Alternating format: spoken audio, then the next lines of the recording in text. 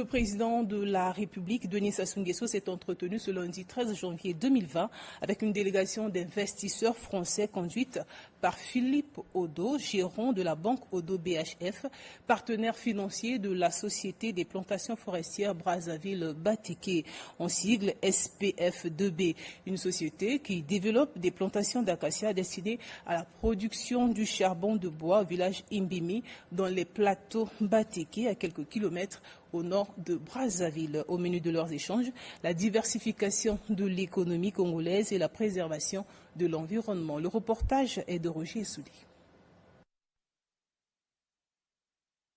Dans son programme national d'afforestation et de reboisement en sigle PRONAR, le Congo a développé depuis des années la politique de reboisement de certains espaces dépourvus d'arbres d'essence forestière et fruitière. C'est dans ce cadre que Philippe Odo, un investisseur français, s'est engagé à accompagner le gouvernement dans la mise en œuvre de ce projet à travers le financement des plantations d'espèces d'acacia sur les plateaux Batéké à Imbimi, une localité située à quelques kilomètres au nord de Brazzaville. Nous avons parlé d'écologie, nous avons parlé de réchauffement climatique et nous avons parlé de projets concrets. Nous avons parlé de notre projet, Bernard Cassagne et moi, l'expert et nous, les financiers de France, d'Europe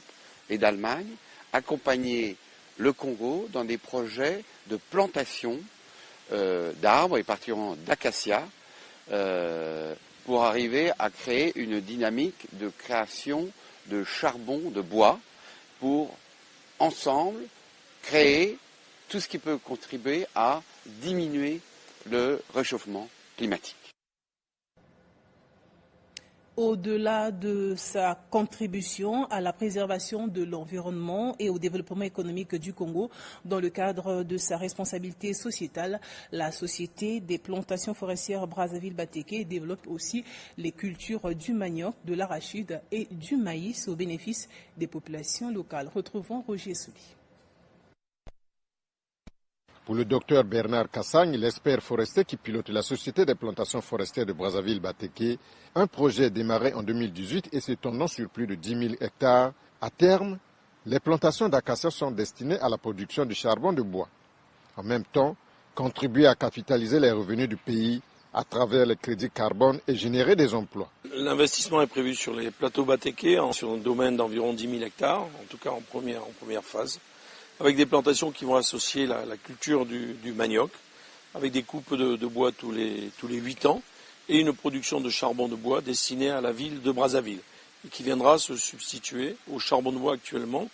qui a été prélevé dans des forêts-galeries, des forêts qui subissent la pression, et qui causent la déforestation, des problèmes d'érosion, des problèmes d'eau, qu'aujourd'hui malheureusement on connaît, avec une gravité que l'on sait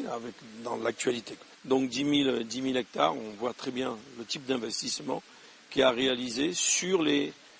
10 prochaines années. Ensuite, le projet va trouver son équilibre à partir d'une quinzaine d'années, puisqu'il y aura les revenus tirés de la vente du charbon de bois. Le projet entend enregistrer les crédits de carbone sur le marché volontaire au niveau international, ce qui va également procurer des revenus. En ce qui concerne les revenus agricoles tirés de la culture du manioc associé, elle n'est pas comptabilisée puisque 100%